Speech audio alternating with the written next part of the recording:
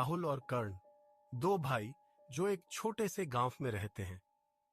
गांव सुनसान है, लोग अक्सर बीमार होते हैं और अजीब घटनाएं होती रहती हैं। एक दिन राहुल को खबर मिलती है कि गांव के किनारे एक लाश पड़ी हुई है। ये लाश कोई साधारण लाश नहीं है। इसके पास जाने पर घिनौनी बदबू फैलती है और अजीब अजीब आवाजें सुनाई देती हैं।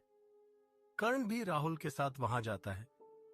दोनों उस लाश को देखकर चौंक जाते हैं क्योंकि वो लाश सड़ चुकी है, लेकिन उसका रंग और उसकी आंखें ऐसी हैं मानो उसमें कुछ भयंकर छिपा हुआ हो। गांव के बुजुर्ग बाबा जी उन्हें चेतावनी देते हैं कि इस लाश के पास जाना खतरे से खाली नहीं है। बाबा जी बताते हैं कि ये लाश किसी दोष से ग्रस्त है और इसे गांव से बाहर फेंकना होगा। राहुल और कर्ण कुछ और लोगों की मदद से लाश को गांव से दूर जंगल में ले जाने का निश्चय करते हैं, लेकिन जैसे ही वे लाश को उठाते हैं, उसके शरीर से अजीब सी आवाजें आने लगती हैं, मानो कोई चीख रहा हो। रास्ते में वे देखते हैं कि उनके आसपास के पेड़ झुकने लगते हैं और हवाएं तेज चलने लगती हैं। राहुल को अजीब महसूस होता है और उसे अचानक ख्याल आता है कि इस लाश को यहां छोड़ देना ही बेहतर है, पर कर्ण इसे पूरा करना चाहता है। जैसे ही वे लाश को आगे बढ़ाते हैं, कर्ण के साथ कुछ अजीब होता है। उसे ऐसा लगता है कि कोई उसकी आत्मा को खींच रहा है।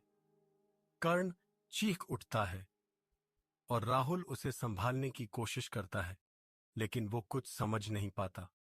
गांव के लोग जो दूर से देख रहे थे, वे भी भयभीत हो जाते हैं और गांव वापस लौटने लगते हैं।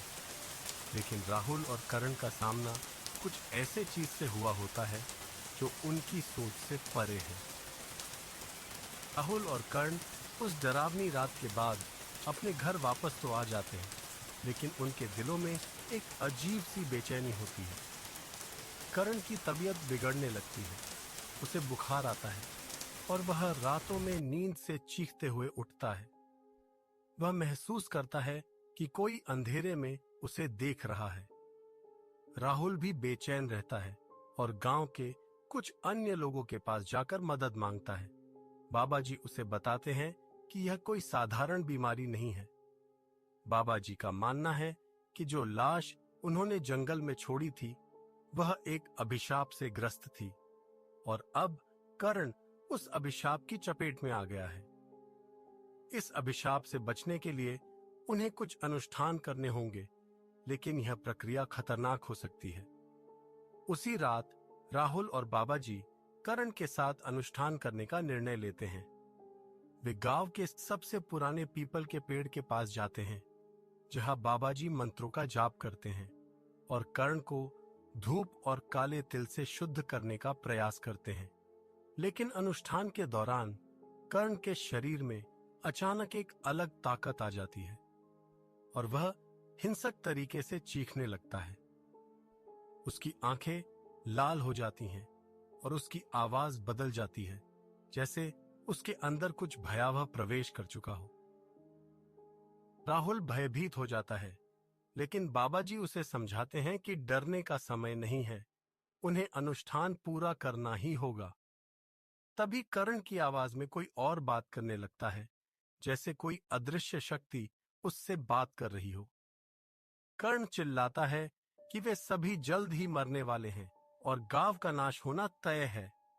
बाबा जी समझ जाते हैं कि यह अभिशाप केवल कर्ण तक सीमित नहीं रहेगा। अगर इसे रोका नहीं गया तो पूरे गांव को इसकी कीमत चुकानी पड़ेगी। अनुष्ठान के दौरान एक अजीब तूफान सा आता है और बाबा जी कहते हैं कि एक विशेष उपाय से ही इस अभिशाप को पूरी तरह से नष्ट किया जा सकता है, लेकिन इसके लिए उन्हें लाश को वापस गांव लाकर एक बड़ा यज्ञ करना होगा। राहुल यह सुनकर हैरान रह जाता है। राहुल और बाबा जी ने यज्ञ करने का निश्चय तो किया, लेकिन लाश को गांव वापस लाने का विचार राहुल को डरा रहा था। अगली सुबह राहुल अपने करीबी दोस्तों को साथ लेकर जंगल की ओर निकलता है, जहां उन्होंने लाश को छोड़ा था। वहां पहुंचने पर उन्हें लाश का आकार और भी विकृत दिखता है, जैसे कि उस पर किसी काले जादू का प्रभाव बढ़ता जा रहा हो। लाश को उठाते ही राहुल और उसके दोस्त अजीब सी ठंड महसूस करते हैं और हवा में अजीब सी फुसफुसाहट सुनाई देती है। जैसे ही वे गांव की ओर बढ़ते हैं, राह में उन्हें काली परछाइयां दिखाई देने लगती हैं। उनके पीछे कदमों की आवाज होती है, मानो कोई अदृश्य शक्ति उनका पीछा कर रही हो। गांव में पहुंचते ही बाबा जी ने यज्ञ की तैयारी शुरू कर दी। उन्होंने हवन कुंड सजाया और उसमें धूप, गंगा जल और काले तिल चढ़ाए। यज्ञ का आरंभ होते ही कर्ण अचानक बेसुध हो जाता है और उसकी नब्ज धीमी हो जाती है। बाबा जी मंत्रों का जाप तेज कर देते हैं और माहौल में एक अजीब सा कंपन महसूस होने लगता है।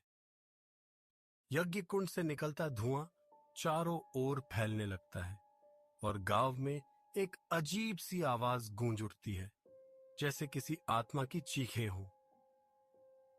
तभी यज्ञ के बीच में कर्ण की आंखें अचानक खुल जाती हैं और वो जोर से हंसता है, मानो किसी और शक्ति ने उसका शरीर अपने कब्जे में ले लिया हो। उसकी आवाज में एक गूंज होती है जो राहुल और गांव वालों को चौंका देती है। कर्ण की आवाज में वो शक्ति कहती है कि तुम मुझे खत्म नहीं कर सकते। मैंने इस गांव को हमेशा के लिए अपनी चपेट में ले लिया है। अब तुम में से कोई भी बच नहीं सकेगा। बाबा जी को समझ में आता है कि यह यज्ञ भी उस बुराई को रोकने के लिए पर्याप्त नहीं है। राहुल और बाबा जी पर मानो हताशा छा जाती है। वे जान जाते हैं कि ये अभिशाप साधारण नहीं है और इसे मिटाने के लिए उन्हें कुछ और शक्तिशाली उपाय की जरूरत होगी। गांव वाले भी अब डरे हुए हैं और कुछ लोग गांव छोड़ने का फैसला करते हैं। राहुल और बाबा जी के यज्ञ असफल होने के बाद गांव के लोगों में और भी डर फैल चुका था। कर्ण पर बुराई का कब्जा बढ़ता जा रहा था और अब गांव में अजीब अजीब घटनाएं होने लगी थीं। कई लोग बीमार पड़ रहे थे और रात में लोगों को किसी अनदेखी शक्ति की परछाइयां दिखती। सभी को लगने लगा कि शायद अब उनका अंत निकट है। इस समय बाबा जी ने एक आखिरी उपाय बताया। उन्होंने कहा कि इस अभिशाप को खत्म करने के लिए उन्हें गांव के पास वाले मंदिर में जाकर विशेष पूजा करनी होगी। यह पूजा कठिन थी और इसमें जोखिम भी था, लेकिन यही एकमात्र तरीका था। राहुल ने साहस जुटाया और कर्ण को लेकर मंदिर की ओर रवाना हुआ, जबकि बाबा जी और गांव के कुछ बुजुर्गों ने साथ चलने का निर्णय किया। मंदिर पहुंचने पर बाबा जी ने पूजा शुरू की और कर्ण को बीच में बैठाया गया। जैसे ही पूजा शुरू हुई, कर्ण जोर जोर से चिल्लाने लगा और उसके चेहरे पर भयानक पीड़ा दिखने लगी। बाबा जी ने अपनी मंत्र शक्ति बढ़ाई और अचानक कर्ण के शरीर से काले धुएं जैसी कोई परछाई निकलने लगी। वह काली छाया हवा में तैरते हुए हर किसी पर बुरा प्रभाव डाल रही थी। बाबा जी ने राहुल को एक विशेष तलवार दी और कहा कि इस छाया को मारने का यही एकमात्र उपाय है। राहुल ने साहस जुटाकर उस काली छाया पर वार किया और छाया एक तेज चीख के साथ हवा में गायब हो गई। पूजा पूरी होते ही कर्ण होश में आ गया और गांव पर से अभिशाप का साया हट गया। धीरे धीरे गांव में सब कुछ सामान्य होने लगा। लोगों की बीमारियां खत्म होने लगी। राहुल और बाबा जी की इस साहसिक यात्रा ने गांव को अभिशाप से मुक्त किया। हालांकि यह अनुभव हर किसी के लिए भयावह था और उन्होंने यह सीख लिया कि अज्ञात शक्तियों से छेड़छाड़ करना हमेशा खतरनाक हो सकता है। इस तरह शापित गांव का अंत हुआ, लेकिन लोगों के दिलों में इस घटना की यादें हमेशा जिंदा रहीं।